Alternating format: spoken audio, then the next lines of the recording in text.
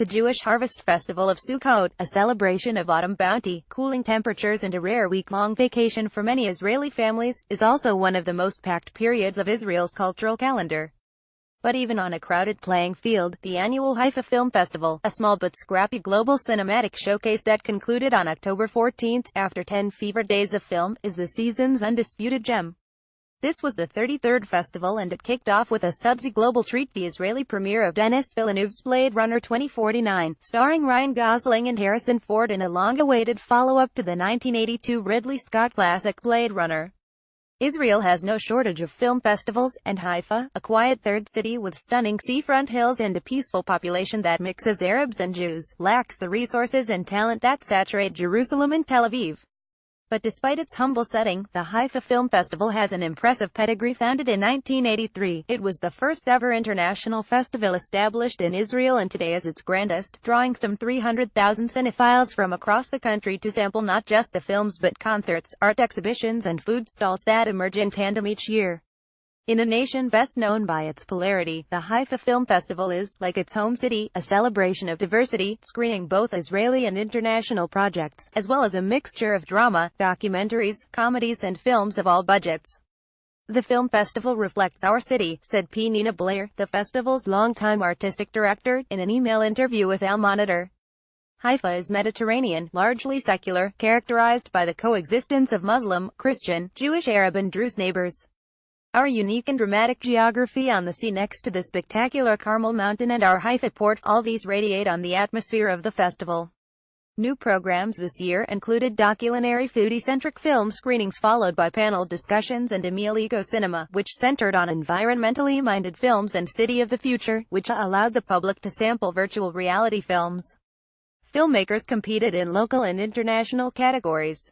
In the Israeli competition, Amichai Greenberg's The Testament, the story of an obsessive Israeli hero staring down an identity crisis, took home the trophy for Best Feature Film. Al Monitor columnist Slami Elder's Foreign Land, a thought-provoking account on creeping Israeli extremism told through the story of Arab TV star Ghassan Abbas, earned the award for Best Israeli Documentary. Internationally, the Russian-Finnish German production Eurythmia was awarded the Carmel Award for Best Film, while Eugene Uretsky's Promised Land, which runs the gamut from Elvis Presley to Donald Trump in a quest to crack the American psyche, earned a Special Mention award in the same category. The festival invests much effort in promoting the local Israeli film industry, Blair said. At the same time, we are dedicated to exposing Israelis to a variety of cultures by bringing films from around the world, especially from places we don't always have the opportunity to see, for example Bulgaria, Portugal and Poland, to name a few. Other competitions at the festival include the Golden Anchor competition for Balkan and Mediterranean cinema, and the Between Israeli and Jewish Identity competition. Blair explained the latter: "We look for films that describe the Jewish experience and culture in different countries around the world, and for films that present the uniquely Israeli experience, the different cultures that make up the mosaic of Israeli society and the conflicts that arise between them."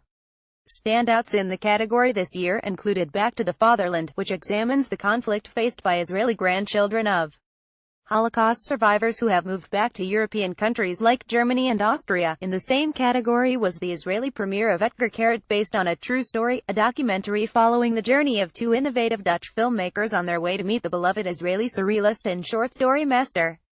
Like all years, however, the heart and soul of the Haifa Film Festival was its homegrown projects.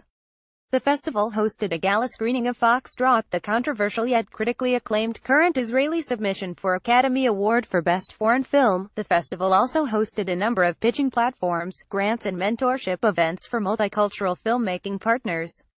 In recent years, Israeli cinema has truly offered a glimpse of the many facets of Israeli society and culture, Blair said.